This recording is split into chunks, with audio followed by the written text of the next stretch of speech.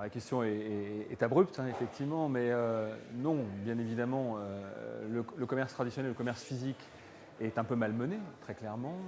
On voit bien que la déferlante Internet est d'actualité, des croissances à 2 chiffres sur l'e-commerce aujourd'hui, mais on peut voir les choses de 2 manières.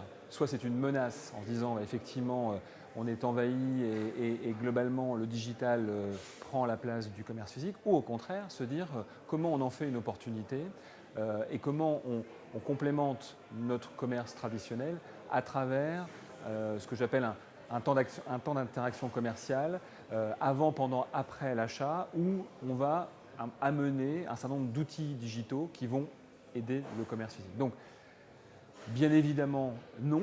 On est dans une phase où le temps aujourd'hui est compté, très clairement pour le commerce physique. Il faut s'adapter, changer, prendre en compte pour effectivement nous permettre de recréer de la valeur à travers l'outil digital. Et ça va impacter bien évidemment le commerce physique d'une autre manière. Donc on a aujourd'hui des leviers de chiffre d'affaires qui sont tout à fait réalisables à travers le commerce physique. On va peut-être en parler un peu plus tard, mais il faut aujourd'hui se convaincre d'une chose, c'est que la révolution du commerce et du digital en particulier est en marche. Rien ne sera plus comme avant. C'est irréversible et donc on n'a pas d'autre enjeu que de s'adapter, d'évoluer et d'intégrer le digital dans notre business.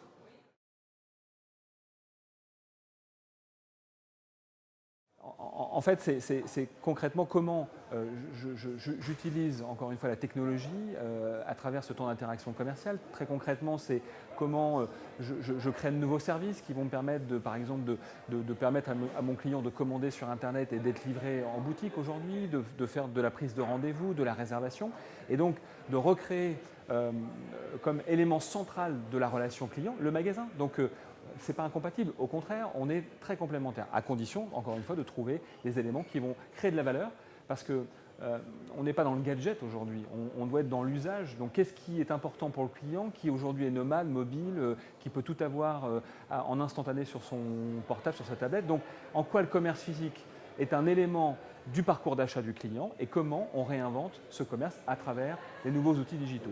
Je prends l'exemple très concret de la prise de rendez-vous.